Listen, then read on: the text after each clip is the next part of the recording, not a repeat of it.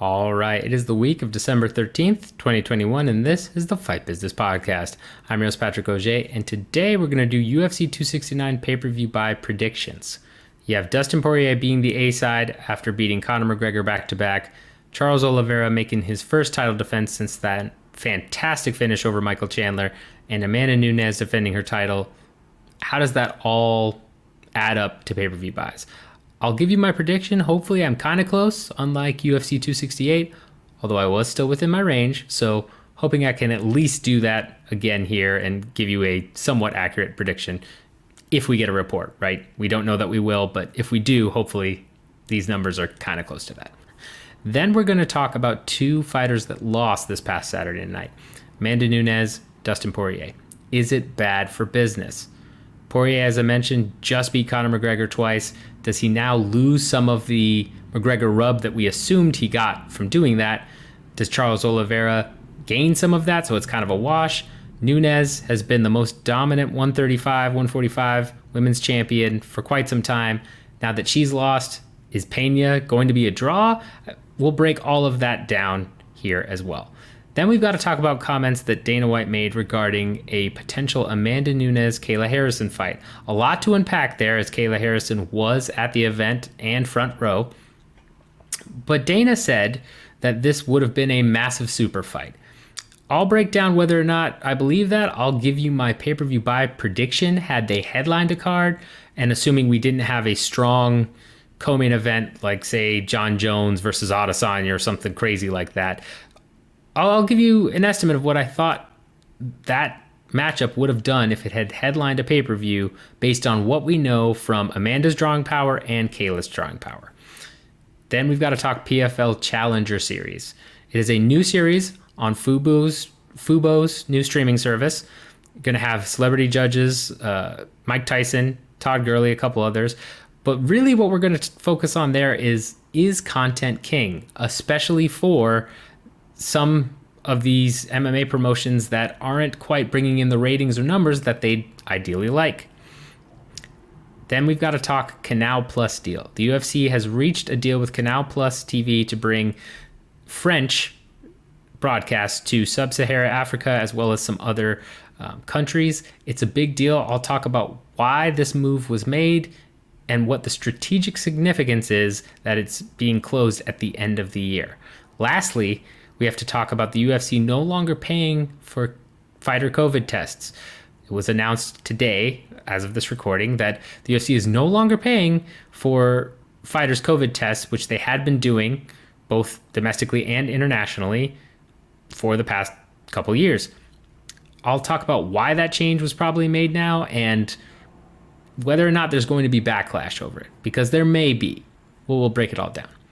All right, with that in mind, I've got timestamps at the bottom as always, and let's go ahead and dive right in.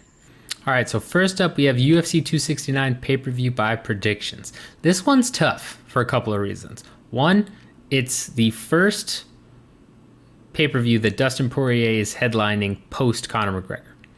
Now, we assume that he's going to get the McGregor rub or the superstar rub. If you are new to the show or you've forgotten because we haven't talked about it for a bit, there seems to be kind of a transitive property in the MMA space when it comes to drawing power. If you beat a superstar who is pulling in a lot of casual pay-per-view buys, you yourself get a bump from that. And it makes sense, right? You've got people that really don't turn on UFC events any other time for the year except when they see Ronda Rousey. Ronda Rousey loses, gets brutally knocked out by Holly Holm. You've got a subset of fans who are super upset. They hate it. It's a whole thing. You've got another subset who are intrigued and like, wow, this Holm girl must be really good. I'm going to check out her next fight. That's why Holly Holm is still a pretty good draw on ESPN events, and I would imagine in a pay-per-view slot if she was to headline one again. So we've seen this happen with Holm, with Masvidal beating Nate Diaz beating Conor McGregor, of course, etc. One would assume Dustin Poirier is going to get a rub from beating Conor McGregor. Yes, he's not the first person to do it, but I don't think that matters, right? We know that the two pay-per-views that were headlined by McGregor and Poirier this past year did very well, numbers-wise. We have reliable sources that gave us estimates there. They're over 1 million buys. Easy. You would assume that Poirier, who beat him twice, is going to get quite the bump from this. How much of a bump? We don't really know. And that's not to say Charles Oliveira isn't an X factor here, right? Because I would say he is, especially with his performance over Michael Chandler to get the title. But Dustin is the main draw here. A lot of the casual buyers who aren't normally buying pay-per-view events, they're probably tuning in for Dustin. So he's really the big A side.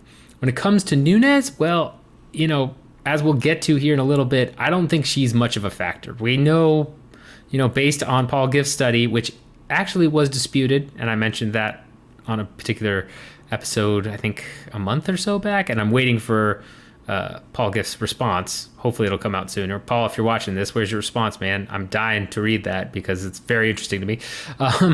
But assuming that Gift's work still holds up, which I believe it probably does, we know that co-main event is not the main reason people tune in. Like 20% or so is why, or is why someone might buy a pay-per-view.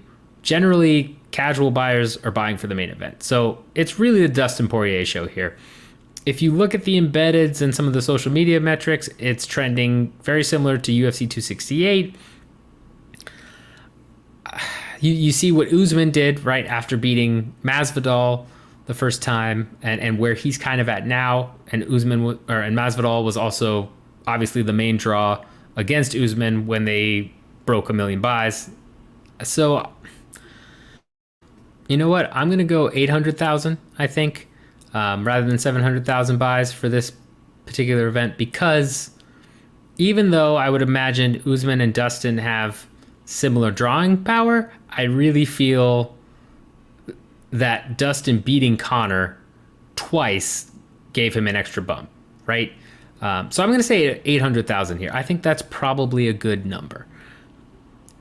Could be lower. Could be, I think on the low end, maybe 500,000 or 600,000. I'd say 600.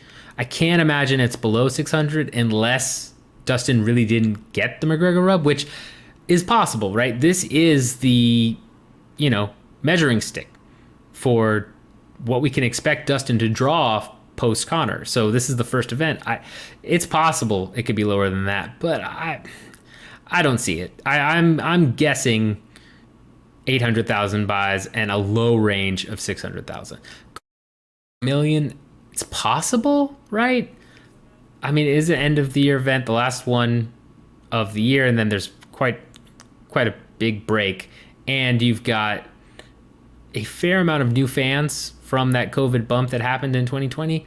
So yeah, I could maybe see it being 1 million, but I don't think so. I really don't think this breaks 1 million, just because as much as I love Oliveira and as fantastic a performance as he had against Chandler, I don't think he's enough of a B to bring it up, and I don't think Nunes is either. So even combined, I would say 800,000. I'd say high 900,000. That's what I'm going to say. So my guess is 800,000, high range 900, low range 600, but I'm going to guess 800,000 for this one.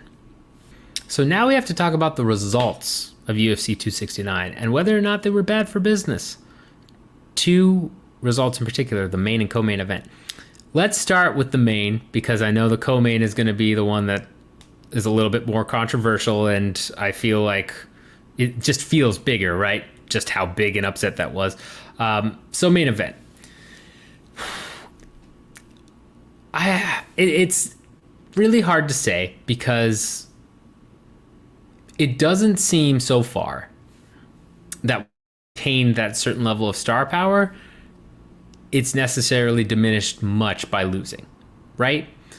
Conor is a perfect example of this. Now, he is probably the exception to the rule because he's Conor McGregor. He's so boisterous. He was such a phenomenon. Makes sense. But if you look at Rousey, right, when she came back and fought Nunes after getting knocked out by Holm, still drew very well. And she also could into the rule. So for those of you that are saying that they both are, I hear you, but it's just another data point you need to take into account. You've got Nate Diaz maybe being the best example of someone who has lost multiple times since coming back, but still seemingly is a draw. I mean, Masvidal getting that bump was really from Diaz. And we haven't seen Masvidal in a pay-per-view since he's lost to Usman twice in a row, but I would assume he still is drawing much higher than he did prior to the Nate Diaz fight. And yes, he had the Ben Askren viral KO. He had this. Yes, I hear all that, but really the tipping point was beating Nate Diaz at an event that a lot of casual fans were watching, right? At an event that they made boxing fans wait for and had The Rock at, in case you forgot. UFC 244. What a time. I can't imagine Dustin's going to lose that much shine, especially given his first loss. He's also a very likable guy, right? But then again, likable doesn't necessarily mean you've got the personality to pull numbers, so that's also something to consider. But I would imagine if he had the McGregor bump, which we're assuming he did, maybe this fight it takes off 100K buys, right? Or maybe those people get transferred over to Oliveira, and then you've got a chain. We've seen the chain reaction work too. A perfect example of the chain reaction of the transitive property is McGregor and Diaz, where Diaz beats McGregor, then Masvidal beats Diaz, then Usman beats Masvidal. Now, obviously, it diminished by the time it got to Usman, right, who's now consistently drawing around 600 to 700,000 buys, 268 with 700,000. But it's still a much bigger bump than before he beat Masvidal. And again, as we talked about, it makes sense. You have casuals who only tune in for certain events, so they may really end up liking a lot of these fighters, right? If they watched and they actually sat down and watched pay-per-views regularly and watched the interviews, they may actually really like some of these fighters, but they're only exposed to them, once in a blue moon. So it makes sense that, okay, you watched Usman beat Masvidal. Well, actually, I really like Usman. I like what he said. I love the way he fought, especially the second time around with that crazy knockout. That's awesome. I'm an Usman guy now. And they probably would have been an Usman guy all along. They just had been exposed to him enough. Exposure is huge. We'll talk about that later on with the Canal Plus deal, but exposure to the product in general is the first step for any product. So this transitive property, it seemingly holds up, and I would imagine it's still going to hold up here, where Oliveira may have taken or gotten a boost at least from beating Poirier, because you probably had a lot of people that wouldn't have normally watching at 269, and Oliveira showed a lot of heart. It was a good fight back and forth. I mean, makes a lot of sense. So would not be shocked. There is the unfortunate fact, really, that it just seemingly is, if you cannot speak English, you tend to draw a little bit lower, and that's an unfortunate thing, right? But that's something we've seen consistently in several years, and it's probably because demand are the majority of it in the USA, and we've talked about the fan base before and all that, but I still think Oliveira gets a bump here. And I would hope that Poirier stays where he is. I can't imagine, even if he's diminished from this loss, it's much. So I don't think that's really hurt the UFC too much. If anything, you may come out with a net positive, because you end up with a new star, or someone that at least gets a bump from a newer star, and then you've got Poirier, who should be in a good place beating McGregor back-to-back. So I think main event is a net positive. Co-main event, right? Nunes versus Pena. This is actually very good for business, in my opinion. Nunes has never been a consistent draw. We'll break down the specific numbers here in a minute when we talk about her versus Kayla Harrison super fight. But as dominant as Nunes has been, no numbers have backed up that she's really good at drawing in casual fans, right? I think her losing and giving the spotlight to Pena is a big deal. Pena has a different personality, may attract more people, may not, we don't really know. But either way, it opens the possibility of a new person in that championship role. And that's key. The one thing the UFC wishes they could control, probably more than anything else, is they kind of wish it was like pro wrestling, where you were able to assign who would be champion, right? If that was the case, you'd have Israel Adesanya stay 5 champion, definitely be 205 champion, and have won against Blahovic. You know, you'd pick and choose. You'd have McGregor as the lightweight champion for sure. That's probably one thing that they wish they had. Now it's an actual sport, so you can't just assign, the winner. You can kind of make matchups and give people different paths to the title, all of that. But ultimately, it is a competition, so you can't do that. Nunes has not been a major draw for the promotion, despite beating Cyborg, despite being so dominant. Now, the door is opened up for at least somebody new to step in and for there to be some type of change. Right? Now, it's very possible Nunes and Pena rematch, and Nunes wins again, and she's back on top, and whatever numbers she's drawing pretty much stay there. I don't think they would take that much of a dive since she lost once, especially if she regained her belt in dominant fashion. But at least you've got an opportunity for somebody else to have the spotlight as champion for a little while and see what those numbers look like. Rather than, hey, we know what Amanda is drawing and we're going to continue to have that happen unless we find a way to boost it, which is what I believe the Harrison-Nunes fight was all about. But ultimately, I don't think it's bad for business. I really don't. I think it's a good thing. So between that and the main event, I think you really had a net positive for the UFC to end the year. Because main event, you would hope you get Oliveira to be a little bit more of a draw, and Poirier retains whatever bump he got from McGregor. And then you'd hope that Pena makes enough noise and gets enough attention. You get new people following her that would have never been exposed to her, right? How can you not love that crazy underdog story? It's similar to when Holm beat Rousey in terms of that underdog story, right? Where Holm was such a massive underdog. Nobody thought she could do it. And then Holm goes out there and dominates. This is even more of an underdog story because Pena definitely struggled in the first round. Knocked down, almost got choked out and had to defend, then comes roaring back in the second round and gets the submission. If you're a casual fan, you've got to love that. And Pena, again, does the classic Nate Diaz line post-fight, is brash and brazen and outspoken. That personality probably is going to attract certain types of people. And it very well could get more eyes on the UFC's 135 women's division. So I think it's a good thing. I think overall, yes, you had two people that going in, you kind of hope one, if you're the UFC from a business perspective, right? You were expecting Nunes to win, honestly. If you look at the odds, I'm sure a lot of people were shocked by that internally. I mean, you don't bring Kayla Harrison there to the front row and to the event unless you are pretty confident Nunes is going to win.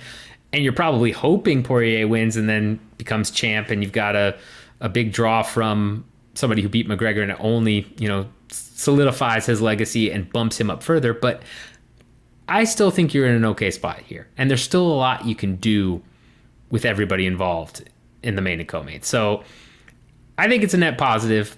Maybe not what the promotion intended or initially wanted, but I think he's net positive overall in terms of potential pay-per-view buys and future drawing power moving forward. All right, so with everything we just talked about, we've now got to address Kayla Harrison versus Amanda Nunes.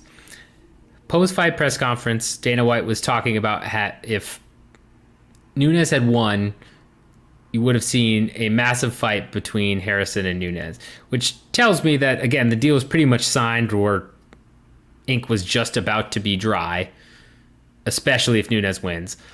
You had reports that they moved Harrison up from her seat to the front row, presumably to get in the cage and challenge Nunes if she beats Pena. And by all indications, this is a 180 degree from what White had said before, right? That Harrison should stay in the PFL, all this stuff. That seems to have just been to throw people off, right? Which we know Dana does this. He's done it multiple times before. So that's not super shocking. But White did say, if you think Nunes isn't a draw, and I'm paraphrasing here, but if you think Nunes isn't a draw, it would have been a massive super fight. Just wait until we would have put on Nunes versus Harrison. That would have been such a big fight, one of the biggest fights ever. I don't know if he said ever, but you get what I'm saying. So the most interesting part about that is I can't believe that's true. I can't believe that a Amanda Nunes, Kayla Harrison fight would have been anywhere near as big as White was trying to make it out to be. Now, it's possible, again, UFC and co have different metrics that they use to project these things, so they might have different numbers and things that we can't see, but let's break down what we know publicly regarding Nunes' strong power and Harrison's strong power. So with Nunes, right, we have reports, some that are verified, some that aren't, but we could, take with a big grain of salt. When Nunes headlines, she does not do historically well. She did at UFC 200 because she was put in the main event last minute against Tate. That was originally supposed to be Conor versus Nate, and then it changed to Jones versus Cormier until the last minute drug test failure. But really, you had Brock Lesnar on the card. You had that crazy super stacked UFC 200 card. I think Lesnar was most of the draw there. I don't think that's really attributable to Nunes at all, because that was really her coming out, right? Tate was champion. Nunes was a semi-afterthought in that whole ordeal. So yes, she was technically in the headliner, but she was not the A side there. Nowhere near it for 200. Then you look at 207. Nunes versus Rousey. Again, Rousey is the main headliner, the drawing power. Nunes is maybe a slight B because there's some intrigue. She's champion now. But I mean, that was all Rousey. And both of those broke 1 million buys. So yes, again, Nunes is technically in the headlining spot, but not exactly the big drawing superstar, right? So then we look to UFC 224 and UFC 215. Sorry, UFC 215 before 24. So 215 was against Valentina Shevchenko, split decision. Not the most exciting fight, kind of controversial decision. It's pretty split down. I mean, you have to go back and rewatch it, but I had it for Valentina. But regardless, that didn't do that many buys, right? Reported, I believe, let's see here. I believe it was in the 200 range? 200 range? Estimated buys, according to Bloody Elbow in 2017, this article here, which I would trust, because I'm assuming this is John Nash. Let me take a look, but I mean, I gotta assume. Oh, it's Mookie Alexander. Still trusted. 100,000 buys. UFC 215 did. That was International Fight Week. That was a big thing. That was really trying to push Amanda as a star. She did 100,000 buys. UFC 224, also not very good. Sub 100,000 is what reports stated. 85,000 is the number that I'm getting here, which, don't quote me on the 85,000 number, but it's very bad. reportedly did the lowest pay-per-view buys for the company. And that was Nunes versus Raquel Pennington. And then you have UFC 250, Nunes versus Felicia Spencer. We don't really have any numbers on that one from reputable sources. We do have one report that stated 90,000. I could see that. I really could. I think it probably a bit higher because that was post-COVID, but I wouldn't be shocked if it was in that range. Could probably add 50% of that to 140-ish, right? But probably low. I would believe that. So we know Nunes is not a draw, historically. The two pay-per-view headlining events that we know we have numbers for, very bad. The one that you got to take with quite a grain of salt is still only reportedly bad, right? You didn't have some counter report out there that's like, oh, UFC 250 did 500,000 buys. No, don't have anything like that. Could be higher. I'm not going to hang my hat on that 90,000 number, but probably not great, especially compared to what some of the other post-COVID pay-per-views did. And again, it's unfortunate. If you're a Nunes fan, I hear you. I've had this conversation with many a friend and colleague, but she just doesn't seem to be a draw. She puts on exciting fights. She, was a very dominant champion. Doesn't seem to be a draw. So let's look at Kayla Harrison, right? PFL ratings this year were not the best. I'm going to specifically focus on the championship one, which, yes, was a longer show, I think probably than any other year, and really dragged out. 166,000 viewers on ESPN. Now, we don't know how many people were watching on ESPN Plus. That does factor into everything quite a bit. But even if you look at 2019, right, the last season they had, that event did better overall. I think that's one of their highest, if not their highest ratings in the company history. But that was still 361,000 for the 2019 championship event. And Harrison, is the star of those shows.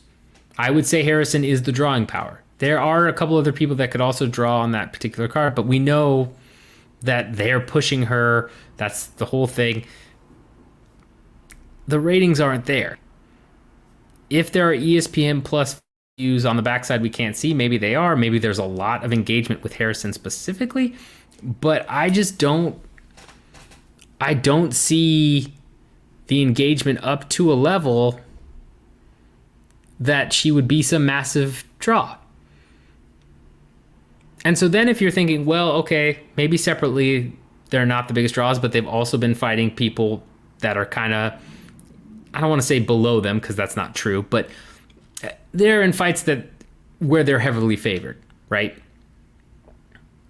It's assumed that they're going to win most of their fights, Nunes and Harrison. So you put those together and then it's a super fight. Well, that changes everything. But I don't know that it does. We've seen super fights before. They don't always equate to bigger buys. Right?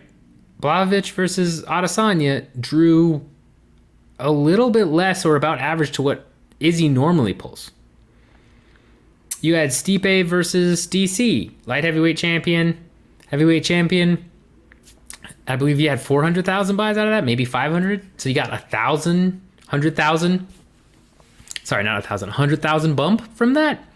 That's not insignificant, but it's not some crazy increase. It's not some exponential growth in casual pay-per-view buys.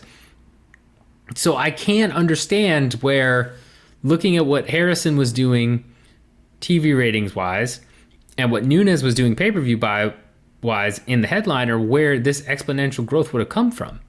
Yes, the UFC would have promoted it big time. I'm sure of that. But if it was going to headline a card, which is what White really alluded to, I don't think this does above 200K, maybe 300.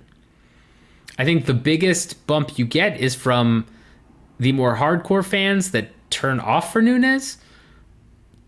Go ahead and turn on that particular pay-per-view to see Harrison versus Nunes and see what happens. You get those fans.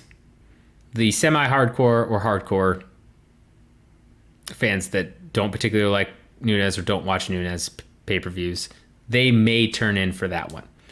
But I don't see a lot of casual people tuning in for it. Right? I don't know where you get that growth from. Unless there is some secret ESPN Plus numbers that Dana has where he's going over all this stuff, every indicator we have from a public-facing entity tells us that this would have been a pretty low buying event, even though it would have been a super fight. And if you are yelling at me now through the screen saying, or through your headphones saying, "Oh, no way, what are you talking about? Like, that would have been so big." Remember that if you're watching this show, you are more of a hardcore MMA fan. You probably watch a lot of the pay-per-views. You probably, keep up with quite a bit of the sport. I don't know how you sell that particular fight to a casual audience who rarely, if ever, tunes in. I just don't know. I mean, yes, you have dominance versus dominance. That can work sometimes, but I don't feel like it would have had that super fight feel, personally. Let me know your thoughts in the comments or at me on Twitter. Do you think it would have been a super fight if we'd done Kayla Harrison versus Amanda Nunes? Would you have watched? If you normally don't watch or buy pay-per-view for the UFC, would you have bought that one? Or if you are, a pirate, which I'm sure some of you are, would you have said, that's a fight I'm going to pay for? Because I don't know. I don't see it. Maybe I'm missing something, but I'd love to hear from more of the hardcore community on if you think it would have been a super fight. If you have friends would have been tuning into that maybe don't normally watch fights with you. Could you have pitched that to a friend or colleague and said, "Hey, man, super fight's coming up. You want to watch?" and gotten them to come watch with you or buy the pay-per-view? I don't know. I really don't know on that one. I'm going to say, again, 200, 300K. Maybe 400 if that's the new base for kind of hardcore MMA watchers, but I'm going to say lower than that. I'm going to say 300K is what I think that would have done. Let me know your thoughts. All right, so the next thing to talk about is PFL's Challenger Series. So this is an interesting idea. I understand why they're doing it, right? But you've got Mike Tyson, Todd Gurley being, special guest judges. Not that the fights will be judged by them, but they get to select who advances or something of that nature. But it's built as you can see a modern day Rocky go from an unknown pro to get into the tournament and then win $1 million. And it's built kind of a contender series, right?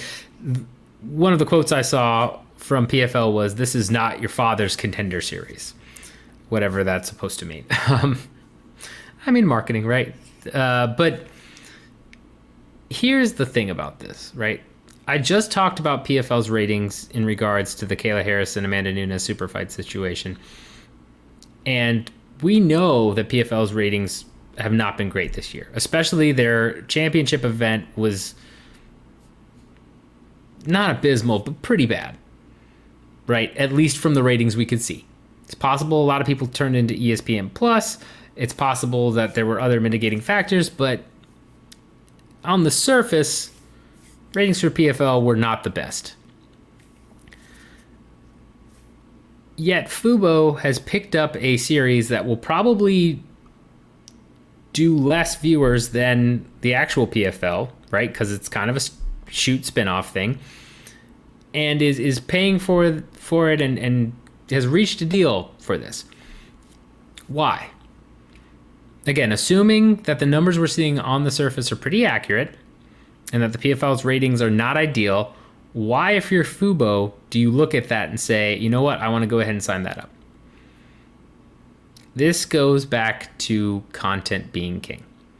Something the WFL commissioner and founder talked about, and I pointed out on our last episode, right?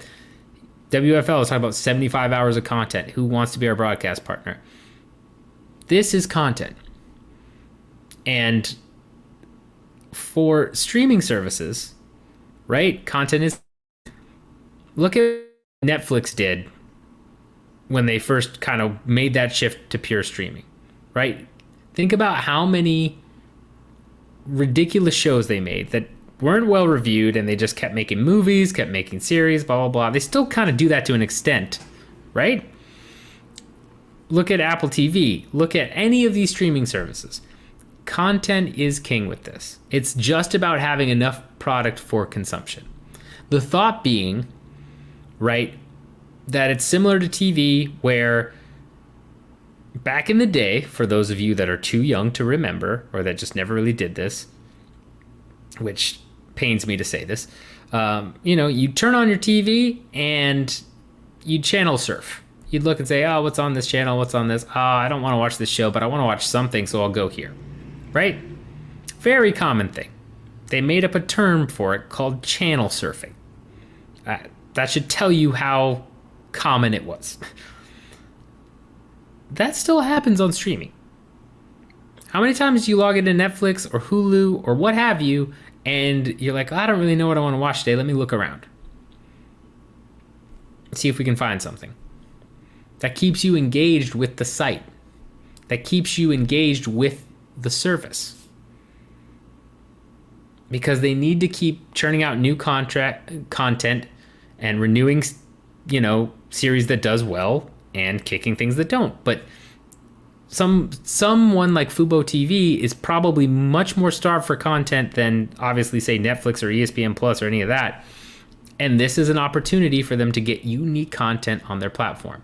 Plus Fubo TV is all about sports, is watch live sports, right? That's the first thing they say. If you look up Fubo TV right now, right, on your computer or your phone, Fubo TV, and it's got ABC, CBS, Fox, and all of that. Okay, well, that didn't go exactly as I planned, but first thing down, right? In the Google search, your bottom right is part of the 6 options that are under Fubo TV. Stream live TV and sports. Sports is called out directly, though. Not stream live TV and movies, stream live TV and dramas. Oh, no, it's sports. Sports content rights are massive. That's the point I'm trying to get to. It's a huge thing, and I cannot express to you that how the importance of streaming rights for various sports as cable starts dying. We talked about this a little bit, I think 2 episodes ago or last episode. It's all about sports streaming rights. Tons of money is bid for this. The UFC is expecting to at least double whatever rights they're getting from ESPN Plus right now when their deal is up, which is still so many years away, but they're expecting a minimum of doubling it. Sports streaming rights are king. This still qualifies as that PFL Challengers series, right? It's going to qualify as live sports content that will ID subscriptions. Plus, when you see what ESPN Plus and Disney has said regarding the UFC driving subscriptions to the ESPN Plus app, that's massive, right? But would love to have just a fraction of that, and maybe the PFL Challenger Series will do that, because you're going to have a bunch of hardcore fans. You're going to have MMA journalists or reporters probably sign up for Fubo to watch the Challenger Series. I don't know how many, but you're going to at least get some content, or I guess rather subscribers from that content, right? Bare minimum. Content is king. And as long as new streaming services pop up, don't be shocked to see more offshoots like this. And don't be surprised that Fubo TV picked up something like Challenger Series. It doesn't mean that the PFL is doing much, much better behind the scenes. It could mean that. It's possible. But it's probably more likely that content is king right now for streaming services, and this fits the bill, right? So that's what I would say in regards to PFL Challenger Series being on Fubo coming out. It's not that the PFL is doing exceedingly well and they're now doing a contender series and everything is all rosy. It could be that, but it also just could be, hey, we found a service willing to take on this content because they need it. We've proven, or at least convinced them, that it's going to drive some subscriptions and engagement, so we're going to go ahead and do it. Right? That's what you want to take away from the Challenger Series being on Fubo. Next thing we've got to talk about here is a deal that was made with the UFC and Canal Plus TV. So this is from sportspromedia.com, and this story writes, the UFC has agreed to a broadcast partnership with French-based media giant the Canal Plus Group for live rights to the mixed martial arts promotion in more than 25 countries across Africa and Asia. Through the agreement, the pay-per-view TV operator will provide French language coverage of UFC events in sub-Saharan Africa for the first time, as well as also cover native language coverage in both Vietnam and Myanmar. As a company, we want to bring UFC content to every corner of the world for our fans, said David Shaw, UFC's Senior Vice President of International Content. Our partnership with Canal Plus has allowed us to provide a more localized offering for French-speaking sub-Saharan Africa, Vietnam, and Myanmar for the first time, and we are excited to work alongside Canal Plus to bring enhanced access for our fans in Africa and Asia. So this is, not your run-of-the-mill deal, but it's an important broadcast partnership, right? It is furthering UFC content and providing that product in a native language for a large population. Myanmar in particular, right? We've talked about this. One Championship's viewership, what views they do get, generally come from Myanmar, and just Myanmar really loving One Championship and Ong In Long Song. I'm sorry if I'm butchering that, but I mean, we've talked about this before, that's kind of a market that One Championship had kind of cornered. This will hopefully allow the UFC to engage those fans as well. And then 25 countries across Africa and Asia and sub-Saharan Africa, that's big. That's purposely done. David Shaw talked about bringing the first UFC event to Africa in 2023. I think that got moved up to 2022 in a more recent interview, especially with Ngannou being champion, as well as Usman and Adesanya having, their nationality there as well. It's important. Right? It's important to build out that structure and make sure that if you're going to make a move into a new market, fans can easily access it. And this is kind of, the priming for the product is what you call this. This is making sure, like, hey, we have an existing product service here that we know works really well. It's kind of just out of the box packaging, right? And it's putting on UFC events, putting on fights. We are now making sure you can access those fights via providing them in your native language. I don't think we're going to see a major jump in ratings in those areas necessarily. It does say here that the Canal Plus Group pay TV network has more than 13 million subscribers across Europe, Africa, and Asia. I'm not sure what the breakdown is in each region. I need to know that. Dig a little bit further, but you're going to get more viewers out of this, sure. But with fighting, too, you probably could have watched some of the fights in English and you didn't need to understand the commentary. You could still watch the fight, see what was going on. This will get more engagement, though. And this is kind of priming that, saying like, hey, we now finally are producing this in a language you can easily understand, your native language. This will get more engagement out of you. And if you weren't roped in because, again, it was viewed as more of a foreign language product, now you can feel more like, oh, okay, I understand this, so I'm more engaged. There will be a bump there. But I truly believe that this is being done, especially making sure the deal is announced now and getting done now. I truly believe that's to prime that region by exposing them to the product and then going to have a UFC Africa event. Right? I would imagine several. They say they want to go to Africa for the first time. The UFC does tend to do just one big event the first time they move into a new market, which I'm assuming is to kind of gauge, fan engagement, different. There's always different political issues and, negotiations in terms of having the stadium be rented out, what price you're going to negotiate there, all this other stuff. There's a lot to deal with in going into a brand new market for the first time. Different customs, different, rules, especially depending on the governments, different, cultural barriers in terms of, will fans really engage with your product as you would assume? It's a whole thing.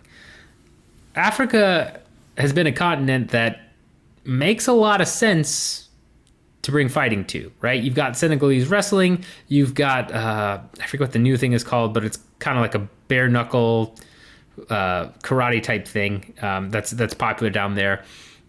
You have a market that seemingly this would fit. This product would fit, especially if you bring down Ngannou or Adesanya or Usman, right? I think Ngannou is probably the biggest draw for that region by far. Should he get past Cyril Gane, a knockout highlight reel for Ngannou in Africa, in Cameroon, would be massive. I don't know that they would do Cameroon. They're probably going to look at a bigger market to initially start, but still, right? I mean, be a huge deal. So this, to me, again, is viewed as kind of priming everything. It was good. Makes sense to happen, I'm sure, just in terms of increasing your product, and I'm sure they're getting paid quite a bit by the Canal Plus group, given what their media rights deals have done before and all the renegotiations they've been going through lately. So I'm sure they're getting a profit out of it anyway, but I think it was done now specifically to prime hosting a UFC event in Africa. I don't know where they'll do it. I don't know exactly when, but I would imagine it happens sooner rather than later. Could still be 2023, the initial year that was thrown out by Lawrence Epstein quite a while ago during that interview that I covered for, I believe it was Sportico. But I'm not 100% sure on that. Either way, it certainly seems to be setting that up, though. Right? If Ngannou is champion, I would imagine he's going to headline. If he's not, I mean, Kamaru or Adesanya is a good pick. I would say Kamaru, probably, the Nigerian Nightmare.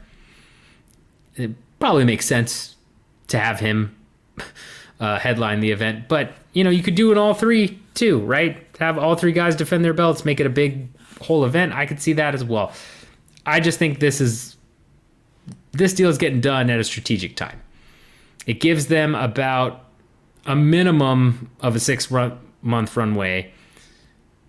I would imagine close to a year plus runway if they want to host an event in Africa and to get that all done. You've got COVID still kind of lingering around.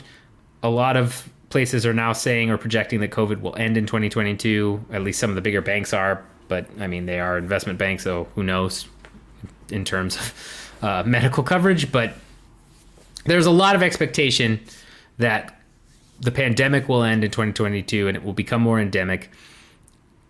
Should that happen and things really open up, Africa's probably the first place the UFC really wants to travel internationally to host an event again. That would be my guess. They're doing live events domestically in the U.S. They've done Abu Dhabi, yes, that does count. But outside of Fight Island, doing kind of their tour of the world, I gotta imagine Africa is right at the top of the list. And then you have to worry about scheduling, right? That might be part of the reason they're doing Ngannou versus Gane at 270 right in January, because should Ngannou win, that can give them a good 6-8 month break in between fights as well, to then schedule something for Ngannou in Africa at the end of the year. There's a lot of moving parts with all this stuff. It is not as simple as, hey, COVID's done, restrictions are done, go ahead and, call us up in Cameroon and we will, book an arena and we're all good to go. And Francis, you down? Of course you are. We're good. It's not. There are so many moving parts. As we've talked about, money-wise, the UFC wants to keep fighter pay capped at that 20% or lower. Really, they're aiming for lower at this point. And so you can't have Ngannou fight like 4 times a year and have Adesanya fight 4 times a year and all these other people fighting that much, because that will raise overall fighter cost for the year, right? So there's a lot of moving parts to this, but to me, this is a clear sign that they're priming to go to Africa, especially announcing it at the end of this year.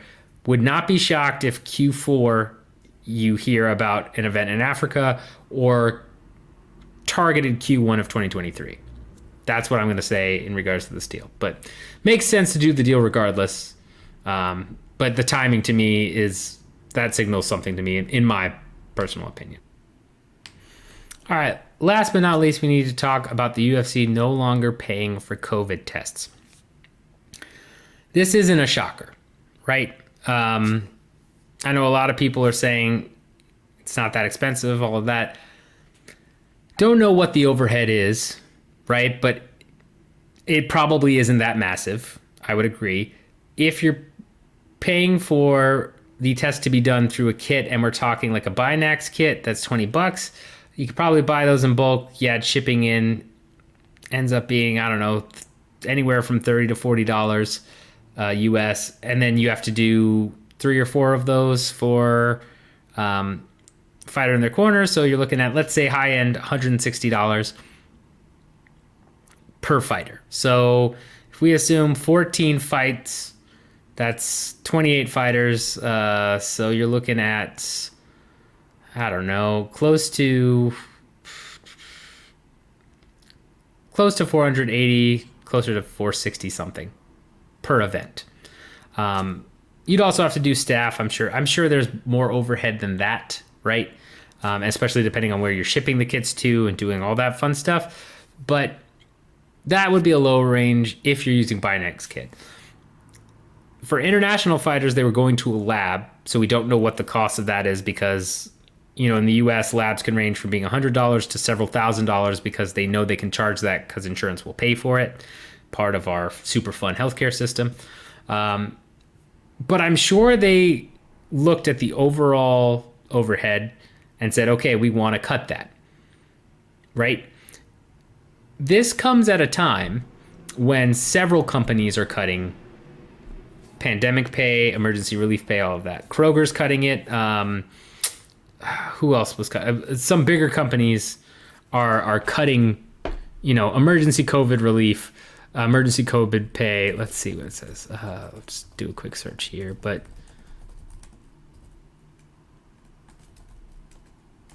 I mean, a lot of companies are basically ending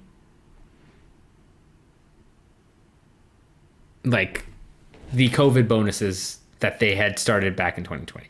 This was always going to have to end at some point, right? That was always the plan. Even if COVID persisted and was just kind of this nuisance that hung around, some of these companies are paying ridiculous overhead because they're paying for a test for everybody. They're doing lab tests, PCR. That's just too much cost out. The hero pay, the indefinite pandemic sick leave, for a large retailer like Kroger, that adds up big time. That ends up being a massive benefit. We're talking hundreds of thousands of dollars, maybe even millions of dollars depending, I mean, when you add everything up for workers, depending on how it was utilized, it could be millions of dollars. It exposes you, even if everybody doesn't use it, it exposes you to millions of dollars. And it's not shocking this is coming at a time when a lot of the country in the US has kind of said, yep, we're done with this, it's over, blah, blah, blah. And B, the Omicron variant, which is supposedly 6.2 times more transmissible than Delta. So that it's likely, I mean, they're saying it's milder, they don't know for sure, right? But it's likely that more of the workers are going to have to use the benefits.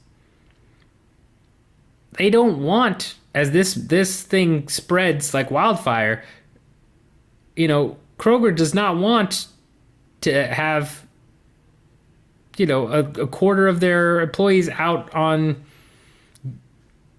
pandemic sick leave and getting this emergency pandemic benefit. It makes sense that they're making the decision to do that now. There is a lull there. Whether they face backlash, whether they do all this, we'll see. But like right now, right, it's not super surprising that these large retailers are doing it. When other companies start doing that, right, even though the UFC is not giving COVID sick leave pay or all this other stuff, they're just paying for tests. When other companies are starting to let go of those benefits or saying we're not going to pay for tests anymore, we're not going to do this, blah, blah, blah, the UFC then can take that as a signal for, oh, great, other businesses are now ending this. We can now wind this down without being singled out. Right?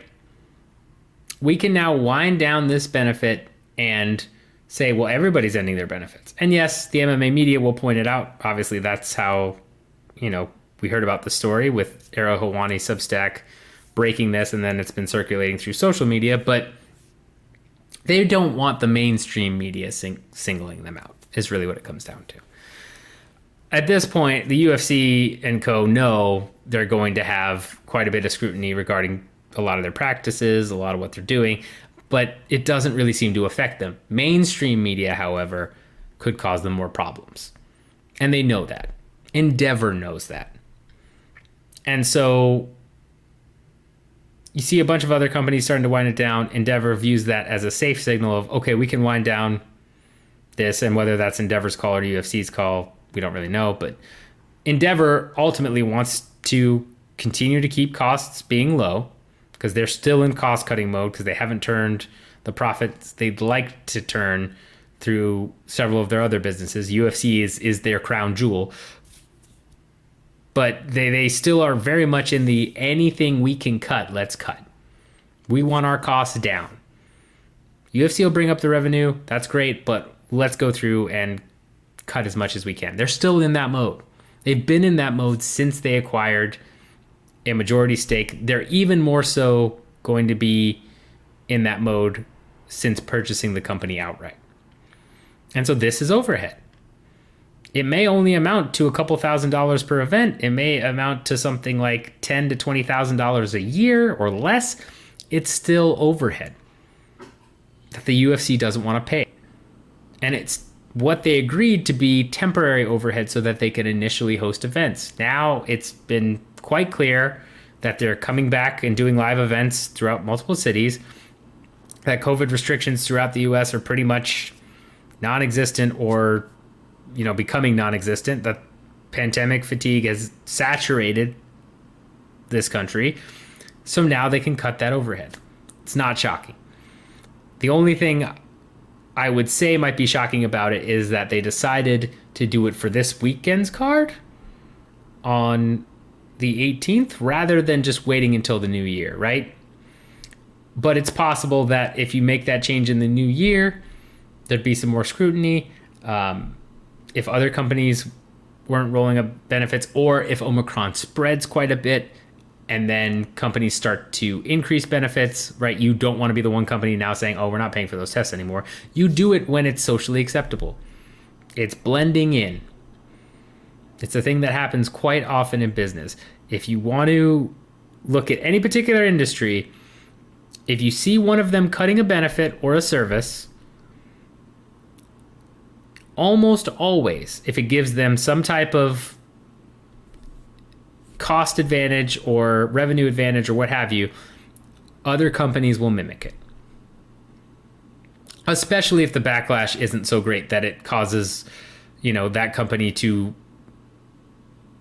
The only time that doesn't happen is if the backlash for something is so big that then the company, decides to kind of ride out the bad press, or they reinstate whatever they were cutting, right? That's happened before. But if that doesn't happen, if there is no pushback, companies will do it and their competitors will see that and they'll start doing it too. It's how it works. Pick any industry. You will see that happen. It happens all the time. Again, we're talking about how the UFC is winding down COVID testing. Well, yeah, Kroger's winding down, paying a bunch of other stuff. A bunch of pandemic relief programs are winding down across multiple retailers and businesses. It's hard to just single out one, right? It's how it works. So I'm not shocked by this. Makes perfect sense. Yeah, I mean, expect the UFC to keep cutting overhead, and this is what this is, overhead. All right, guys, I want to thank you so much for watching or listening. If you're watching on YouTube, hit that like, subscribe, bell notification. If you're listening on Anchor, Spotify, Apple Podcasts, appreciate you guys as always. I want to apologize as I'm recording this. There have been a lot of internet issues. Big shout out to John Brannigan for doing his editing thing, because I'm sure he'll make it look wonderful. But if it's a little goofy or a little weird, don't hold it against us, because this internet was terrible and I wanted to get this out to make sure we covered some of these bigger things today. Again, let me know if you have any questions on anything I've covered. Do you believe Nunes Harrison is the mega fight that White said it was going to be? Do you think it hurt the business that Nunes or Poirier lost? What do you think UFC 269 pay-per-view buys are going to be? Let me know in the comments or hit me up on Twitter with those answers. Love you guys as always. We will be doing another show next week, and then I'm going to be taking a holiday break, but we'll have an end of the year show special next week. Going to have lots of fun things. So send in any questions you have business-wise for this year, for next year, because I will be answering them next week big time. With that in mind, y'all, that wraps up tonight's episode. And until next time, get money.